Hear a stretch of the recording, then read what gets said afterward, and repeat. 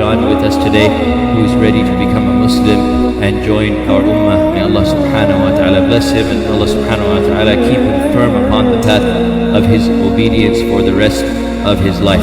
Alright, Brother Jon, so to become a Muslim, you're going to take the testimony of faith, inshallah. So that means you're going to testify that there is no one worthy of worship except Allah alone, without any partner.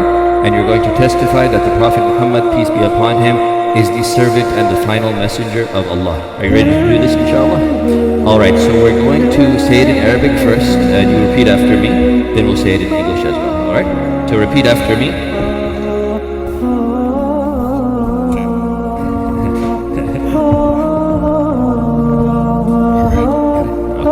أشهد أن لا إله إلا الله وحده لا شريك له وأشهد أن محمدا عبده